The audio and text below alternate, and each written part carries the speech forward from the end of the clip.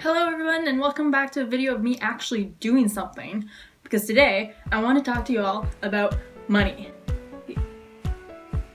Wait, can you not, son? Thank you. Just move that way a little. That's fantastic. Awesome. So cosplaying, like all of my hobbies of course, is very expensive, and I am a very broke university student. So money and cosplay, how do we make these two work? So let's talk about the wonderful cosplaying on a budget strategy. Everyone has a different take on this, but I'm specifically going to talk about armor building. So last year, I built my very first armor cosplay, the Red Lion from Voltron, and all the little armor bits, like the gauntlets and the legs and the belt and the stuff, it maybe cost me about $20 to make, which I think is pretty good. Okay, we're not including the hours and hours spent, but $20, that's like pocket change, almost. It's also like a meal, but it's doable. Included in that was about 5 floor mats, 4 bottles of paint, some Velcro, and way too much time. But everything I got to make that cosplay was from your one and only dollar store. So dollar store crafting is probably not the best way to make armor. There's 100% better ways to do it. I highly recommend checking out Warbler and actual craft room from like Michael's or online, you can get them. But dollar store crafting is a really good way if you're just getting started or if you have a very low budget like myself. All right, let's talk about the supplies that you need. There's gonna be at least 3 basic supplies that you will need for anything that you are making. Floor mats, paint, and tape.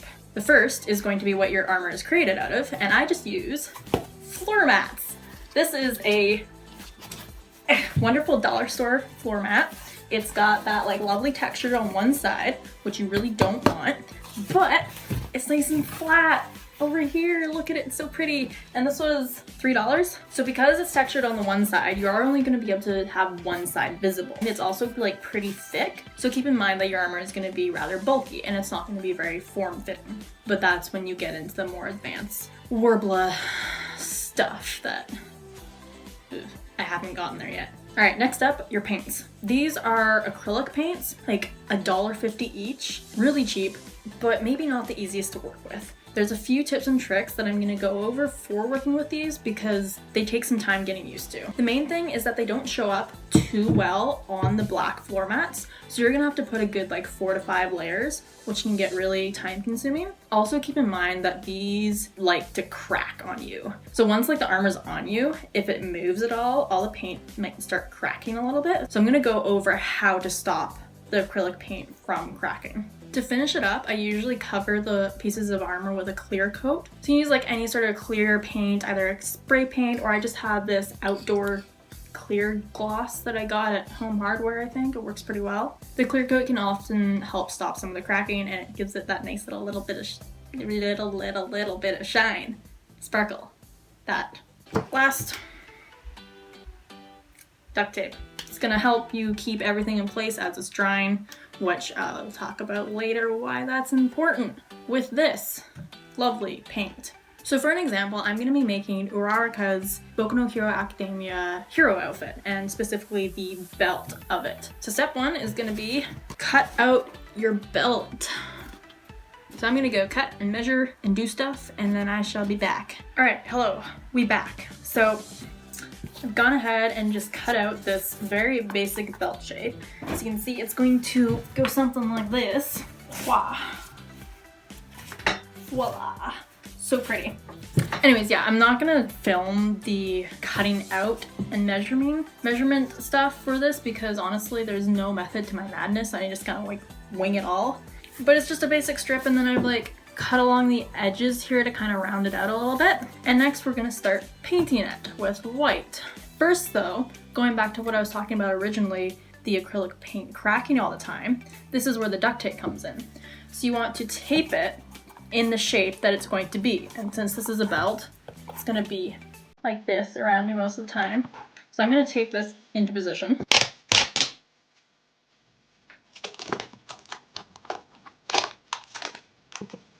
The reason why I'm doing this is now because as I paint it, the acrylic paint is going to dry in this shape, and so it won't crack as much. And once you're good to go, you just start painting. This is the most time-consuming part, so I have a little helper to help me dry the paint because I am way too impatient for this stuff. So, let's go do it.